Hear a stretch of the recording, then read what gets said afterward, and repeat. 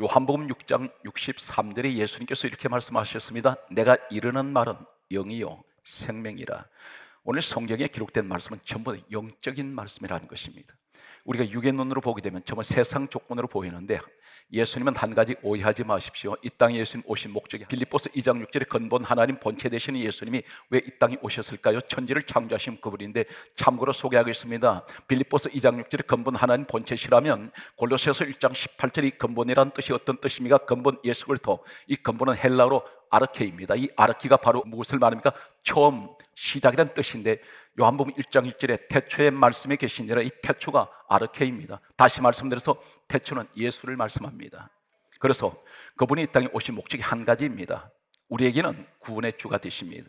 그래서 유명한 마태복음 1장 21절에 이름을 예수로 하라, 이는 자기 백성을 죄에서 우리를 구원하시기 위해서 오셨습니다. 또 한 가지는 창세기 3장 15절에 예수님께서 오신 이유가 한 가지가 있습니다. 에덴 동산에서 이 뱀이 아담 하와에게 선악과를 먹였던 이 결과는, 아담 하와는 뱀으로부터 죄가 들어왔습니다. 이 뱀이 곧 계시록 12장 9절에 옛뱀은 곧 마귀 사단이라고 하셨습니다. 사단 잡으러 오셨습니다. 이 사건이 요한 1서 3장 8절에 하나님의 아들이 나타나시면 마귀를 멸하시기 위해서 오셨습니다. 그래서 사단 마귀에는 우리 예수님은 심판의 주가 되시고, 구원받은 우리에게는 구원의 주가 되신다는 사실입니다. 그렇다면 오늘 말씀이 영적인 이야기라면, 성경에는 무수하게 잠자는 이야기를 하고 있습니다. 잠을 자다가 불행한 일을 다 겪습니다. 오늘 영적으로 무엇을 말씀합니까? 이 코로나 바이러스는 사람들을 전부 졸게 만들고 있습니다. 영적인 잠에 빠져버리게 만들었습니다. 기도가 하지 않습니다. 기도하지 않습니다. 조금만 형편 나아지면 기도를 멀리 해버립니다. 얼마나 어리석은지 아십니까? 졸음운전하는 사람과 같이 마치 신앙생활을 졸음운전하듯이 하는 사람이 있습니다. 언제 사고가 터질지 모릅니다. 지금 잠깐 잘 된다 해서 그것이 방심해서는 안 된다는 것입니다. 시시각각으로 계속해서 다가오는 예측하지 못했던, 전혀 상상하지 못했던 내게 엄청난 불행들이 닥쳐올 수가 있습니다. 하나님께서는 반드시 문제가 오기 전에 미리미리 기도해서, 우리가 백신을 왜 맞습니까? 예방하기 위해서 맞습니다. 그런데 영적인 백신이 무엇인지 아십니까? 기도라는 것입니다. 예배라는 것입니다. 말씀입니다. 세상 어떤 환난도 다 이길 수 있는 면역력을 내 몸에 주신 것이 바로 이 면역력, 백신이 하나님 말씀이라는 것입니다. 그런데 우리는 영적 깊은 잠에 빠져버렸습니다. 핑계가 코로나 바이러스 때문입니다. 그래서 성전 멀리하고, 예배 멀리하고, 기도 멀리하고, 하나님과 자연이 멀어져서 세상은 더 가까이 하고 있습니다. 얼마나 위험한 신호등을 보게 되면, 빨간 신호등은 정지 상태입니다. 그런데 그 다음에 중간 예배 신호가 들어올 때가 있습니다. 이 예배 신호가 들어왔을 때 반드시 위험해집니다. 그것을 넘어갔을 때는 반드시 어딘가는 충돌할 수가 있습니다. 성경에 나타나는 이 잠자는 일에 대해서 계속 하나님은 잠을 자다가 불행한 일을 당하는 사람들을 말씀하고 있습니다. 바로 영적으로 우리에게 말씀합니다. 내가 지금 기도해야 되는데, 계속해서 마음에 한 가지 기억하십시오. 내가 지금 내 마음속에 어느 순간에 기도해야 된다는 생각이 들 때 성령님이 그 주신 메시지입니다. 떨쳐버리지 마세요. 내가 교회에 가야 되는데 이 생각, 예배를 드려야 된다는 생각이 들어올 때는 이것은 반드시 영적인 일이기 때문에 사단은 반대입니다. 기도하지 말라고 하고, 기도 안 하는 사람을 좋아합니다. 말씀 듣는 것을 아주 싫어합니다. 예배 드리는 것을 싫어합니다. 한 가지 예를 들면 요한복음 4장 23절에서 24절에 우리 예수님께서 이렇게 말씀하셨습니다. 아버지께서는 예배하는 자를 찾으시느니라. 그런데 마귀는 다니엘서 9장 27절에 보게 되면 마지막 때가 되면 성도들한테 두 가지를 못하게 합니다. 제사를 금지시킵니다. 예배를 금지시키고 하나님 앞에 드려지는 예물을 대단히 인색하게 만들어서 하나님 앞에 성전에서 예물 못 드리게 만듭니다. 여러 가지 이유가 있을 것입니다. 그러나 하나님과는 이유는 상관이 없습니다. 성경 말씀은 시편 50편 5절은 다음같이 말씀하고 있습니다. 나의 성도를 내 앞에 모으라. 그들은 제사, 예배로 나와 언약한 자들이다. 예배로 맺어진 관계입니다. 우리가 예배를 멀리하고 신앙생활을 멀리할 때, 잠자는 신앙이 될 때는, 잠을 잘 때는 어떤 현상이 납니까? 깊은 잠에 밖으로 떨어질 때는 누가 나를 업고 가도 모릅니다. 감각이 없습니다. 자는 사람은 분별력이 없습니다. 자는 사람은 눈을 감고 있기 때문에 아무것도 안 보입니다. 바로 이것이 영적 상태라는 것입니다. 네가 졸고 있으면, 눈을 감고 있으면 너는 소경이라는 것입니다. 그리고 너는 전혀 감각이 없는, 이러한 깊은 잠에 골아 떨어진 이 시대에 하나님께서는 오늘 잠에서 깨어나게 하십니다. 성경 말씀을 소개하겠습니다. 사사기 16장 19절 말씀을 보게 되면 유명한 삼손이 있습니다. 이 삼손이 하나님께서 머리카락에 능력 주셨습니다. 그런데 이 사람이 잠을 잤습니다.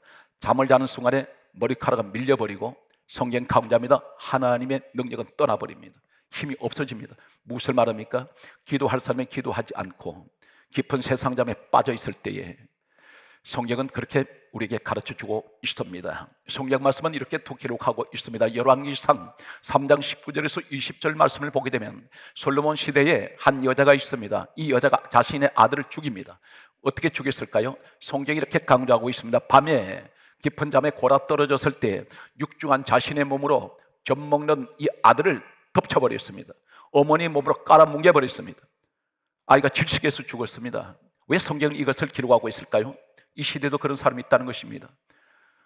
자식을 둔 부모님이 하나님께서는 너는 자식을 위해서 기도하라는데, 기도한다는 것이 어떤 것입니까? 젖먹이는 돌봐줘야 되는데, 그런데 네가 영적 깊은 잠에 빠져서 지금 기도할 사람이 기도하지 않고 너 자식한테 앞으로 어떤 문제가 닥칠지, 아니면 어떻게 하나님 크게 서시려고 준비하고 계시는데 기도가 따라가지 못합니다. 누구 기도가 가장 중요합니까? 아버지 어머님 기도만큼 절박한 기도가 없습니다. 자녀를 사랑한 마음만큼 이상 내 목숨을 다 던져도 아깝지 않는 자녀들을 위해서라면 기도해 줘야 됩니다. 몇 푼어치 재산을 남겨주는 것이 아니라 영적인 유산을 남겨줘야 되는데, 그런데 이 어머니가 잠자다가 자신이 아이를 죽이는 줄 모르고 죽여버렸습니다. 성경 말씀은 계속 잠자는 자에 관해서 또 이렇게 강조하고 있습니다. 사도행전 20장 9절에 보게 되면 성령 사건이 있고 난 후에 전 성경, 어쩌면 전 예수님께서 이 땅에 오신 2000년 역사 속에 가장 위대한 설교가라고 할 수 있는 사도 바울이 한 말씀을 전합니다. 그런데 이때 유두고라는 청년이 3층에 올라가서 창문에 걸터앉아서 하나님의 주옥 같은 말씀을 들었습니다. 그때에 성경이 이렇게 강조합니다. 유두고가 말씀을 들으면서 깊이 졸더니 상당히 조심하시기 바랍니다. 예배 시간에 조는 분들이 계세요. 이분이 몸이 피곤해서가 아닙니다. 영적인 문제입니다. 정말 그런가? 얘기를 들어보세요. 예배 시간에, 짧은 그 시간에 세상 이야기할 때는 몇 시간이고 계속해서 입을 다물 줄 모르는 사람이 예배 시간에 그 짧은 시간에도 졸고 있는 이 상태가 어떤 영적으로 진단하고 있을까요? 대단히 중요한 말씀을 주님이 직접 지시합니다. 성경 말씀은 오늘 이렇게 기록합니다. 유두고 청년이 창문에 걸터앉아 있다가 깊이 졸음으로 창문 밖으로 떨어져 버렸습니다. 죽어버렸습니다. 존다는 것은 성경이 전부 다 불행입니다. 잠자고 있다는 것은 대단히 좋지가 않습니다. 그런데 바울이 내려가서 이 떨어진 이 청년을, 죽은 청년을 다시 살려 주었습니다. 성경 말씀은 계속해서 우리에게 다음 같은 말씀을 하고 있습니다. 고린도전서 11장 30절은 이렇게 말씀합니다. 너희 중에, 이 시대를 조명합니다. 세 가지를. 너희 중에 약한 자가 많고 병든 자가 많고 잠을 자는 자가 적지 아니하도다. 세 가지만 말합니다. 믿음이 대단히 약한 시대입니다. 사소한 것 가지고도 그대로 넘어집니다. 주님이 염려하지 말라 하셨는데 염려하지 않는 것이 아니라 근심이 가득합니다. 이것저것 전부 세상의 온갖 근심은 다 가슴 안에, 마음속에 다 집어넣어놨습니다.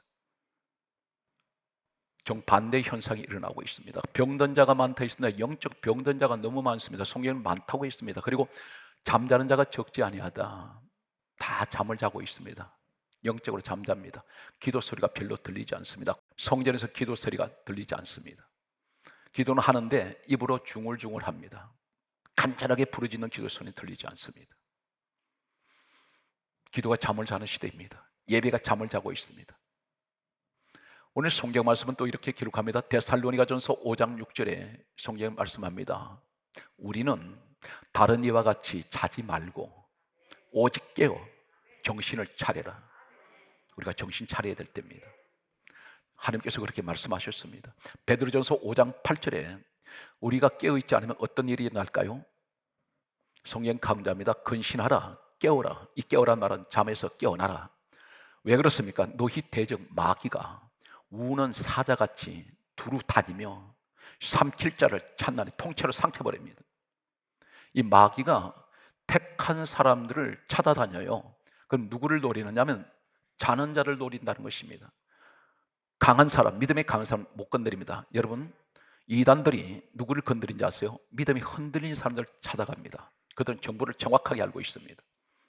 여러분, 이단들이 접근할 때 그냥 무조건 접근하지 않습니다. 여러분에 대한 정보를 사전에 다 알고 있는 사람입니다. 그래서 충분히 알고 가서 무슨 예언이나 하는 것처럼 신통한 사람같이 자신에 대해서 너무나 잘 알고 있습니다. 어떻게 알까요? 주변에 있는 사람을 통해서 정보를 입수하기 때문입니다. 정보 수집해서 치밀한 계획 속에서 이 사람한테 접근한다는 사실입니다. 그래서 누군가가 나에 대해서 뭔가 좀 더 자세하게 예언을 한답시고 얘기할 때 절대로 이런 데 현혹되시면 안 됩니다.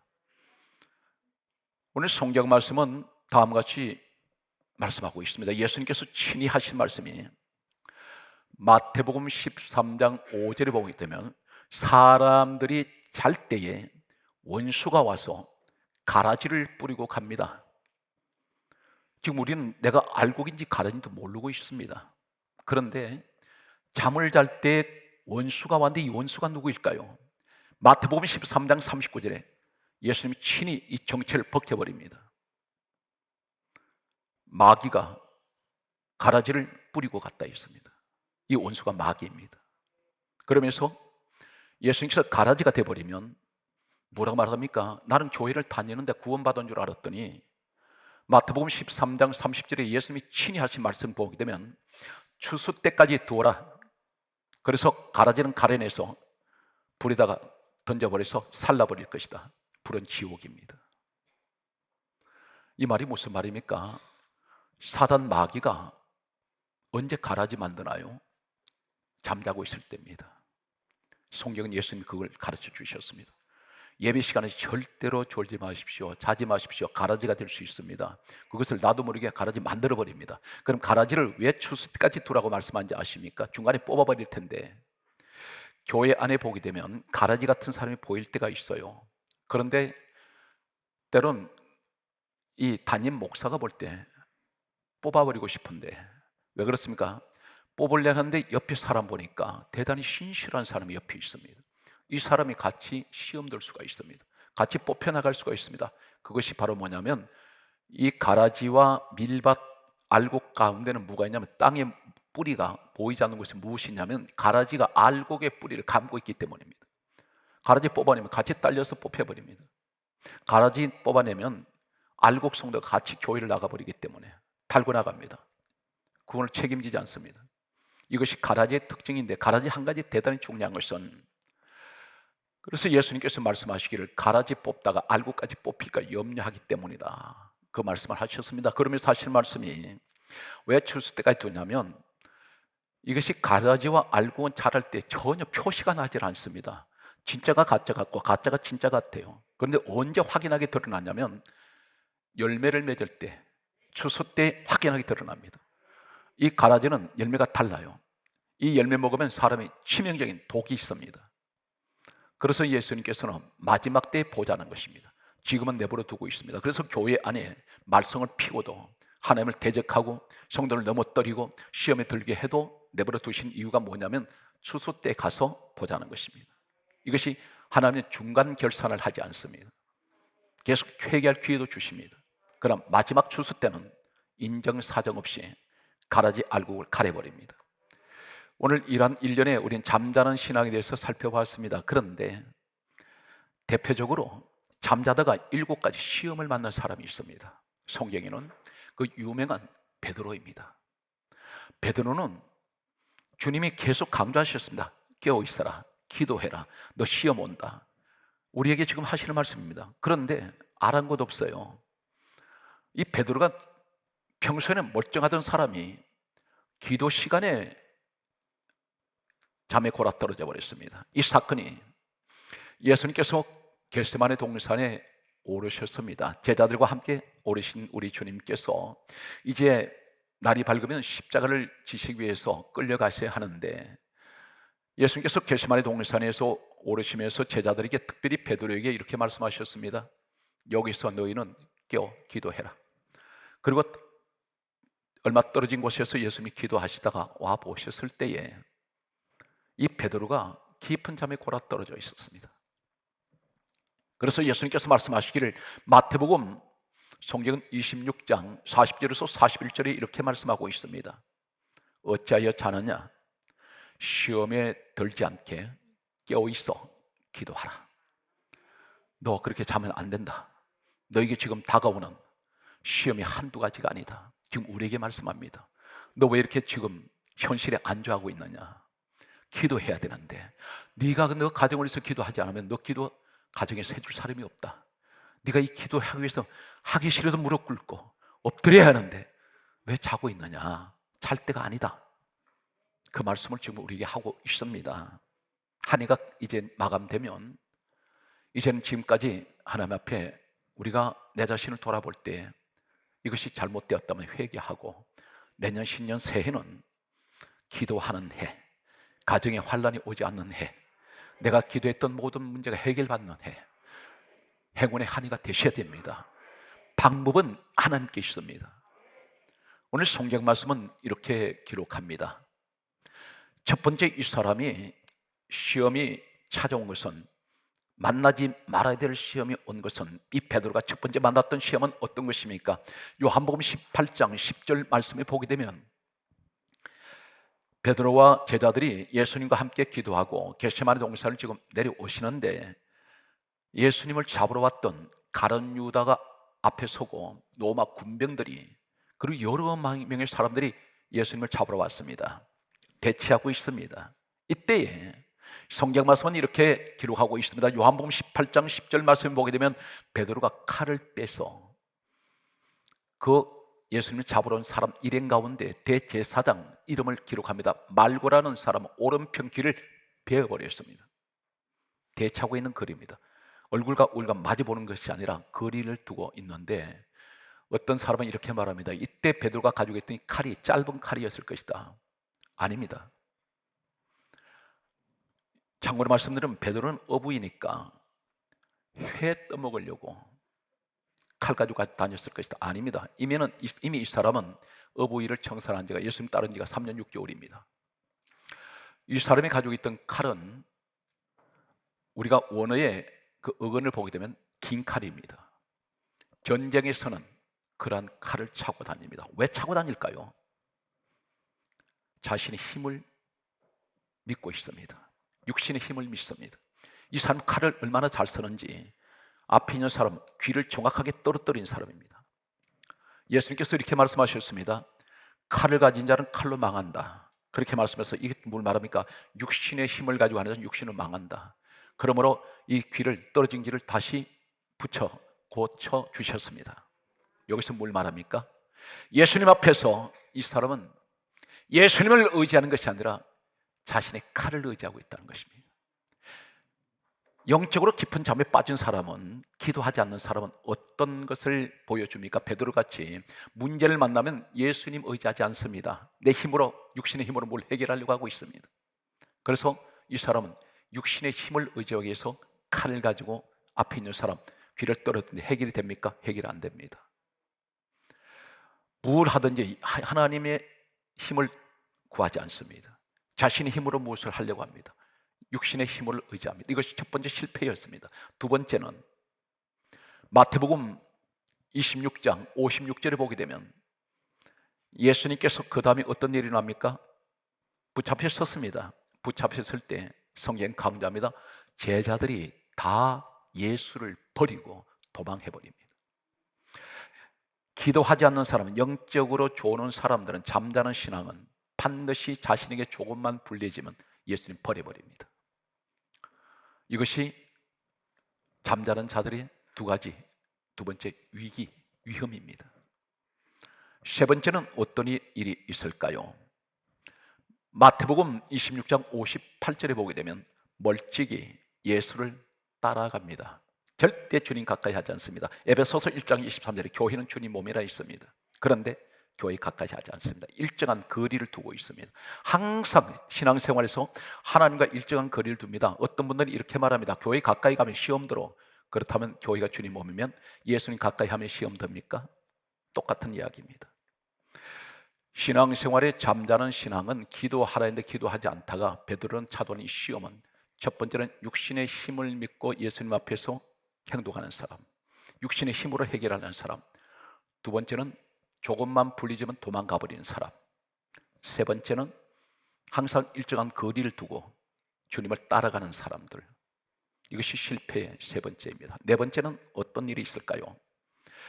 마태복음 26장 72절에 보게 되면 세상 사람이 베드로를 향해서 이렇게 말한다. 너 예수와 한 편이지? 이 말을 할 때에 베드로가 적극적으로 하는 말이, 나 예수 모른다, 저 사람 몰라, 부인합니다. 성경은 계속해서 다섯 번째는 이 사람 실패가 무엇일까요? 마태복음 26장 74절에 계속해서 사람이 너 예수와 한 편이지 말할 때 이제는 부인보다도 더 한 단계 높여서 예수님 저주해 버립니다. 예수님 보신 앞에서 저주했습니다. 그러면서 하는 말이 맹세코, 맹세코. 예수님 앞에서 맹세합니다. 그런데 이 사람 무슨 생각이 났나요? 예수님께서 하신 말씀이 있었습니다. 닭 울기 전에 내가 나를 3번 부인하리라. 이 말씀이 생각나서 통곡을 했던 사람입니다. 처절하게 무너집니다. 여섯 번째는 어떤 실패가 있었습니까? 요한복음 20장 10절에 보면 예수님 부활하셨다는 소식을 듣고 무덤으로 달려갔는데 예수님 무덤에 부활하신 주님 모습이 보이지 않습니다. 빈 무덤이었습니다. 그런데 성경이 이렇게 말씀합니다. 자기 집으로 돌아가니라. 예수님 부활하시면 찾아야 될 거 아닙니까? 그런데 찾지 않습니다. 포기해버렸습니다. 일곱 번째가, 이 사람 실패가 어떤 실패입니까? 성경 말씀은 요한복음 21장 3절에 나는 물고기 잡으러 가노라. 물고기 잡으러 간다는 이 말이 무슨 말입니까? 예수님 만나기 전에 세상으로 돌아갑니다. 가버렸습니다. 이렇게 7가지 베드로가 실패했을 때 하나님은 포기할까요? 오늘 우리 모습입니다. 내가 실패했는데 하나님 나 포기할까요? 포기하지 않습니다. 부활하신 예수님,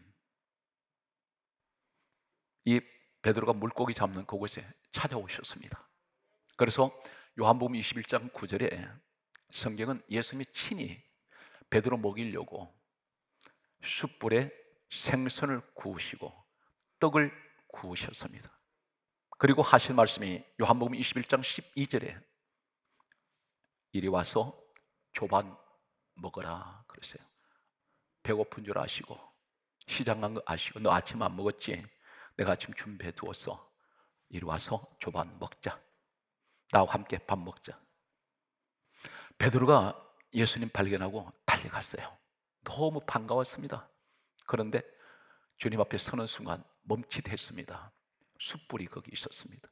이 베드로가 예수님 부인하고 저주할 때 어디에서 했나요? 숯불을 쬐고 있을 때 예수님 부인하고 저주했습니다. 고개를 들 수가 없습니다.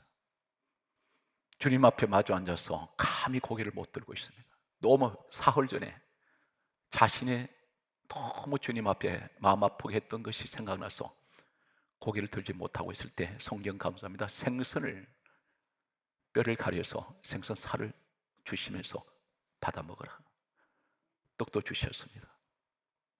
침묵의 시간이 흐릅니다. 아무 말 대화가 없습니다. 잠시의 침묵 시간이 흐른 후에 조반을 마치고 난 후에 예수님이 요한복음 21장 15절에 유명한 여기서 첫 하시는 말씀이 있습니다. 시몬아, 베드로라 부르질 않았어요. 반석이라 안 부르셨어요. 시몬은 예수님 이름 지어주시기 전에, 제자 되기 전에 주신 이름입니다. 시몬아, 너는 나를 사랑하느냐? 그렇게 물으셨습니다. 너 나 사랑하니? 이 사랑이라는 이 한글에는 아가페입니다. 베드로가 뭐라고 하냐면 제가 주님을 사랑하는 줄 주님이 아십니다. 이 사랑은 필레오예요. 원어가 다릅니다. 필레오는 친구 간의 우정을 얘기합니다. 아가페는 모든 걸 희생하는 사랑입니다. 이 말씀 속에서 주님이 하신 말씀 무슨 말씀입니까? 너는 나를 배신했고 너는 나를 부인했고 나 저주까지 했지만 난 너 위해서 난 내 몸을 버렸다. 그런 만큼 너 나 사랑할 수 있냐? 그때 이 베드로는 감히 아가페 이야기를 하지 못합니다. 여기는 회개가 들어있습니다. 저는 필레오였습니다. 주님은 제게 아가페를 주셨지만 저는 필레오를 할 수밖에 없었습니다. 회개할 때에 예수님께서 그 필레오의 사랑으로 내 양을 먹여라 기회를 주셔서요, 이 사람이 어디로 돌아갑니까?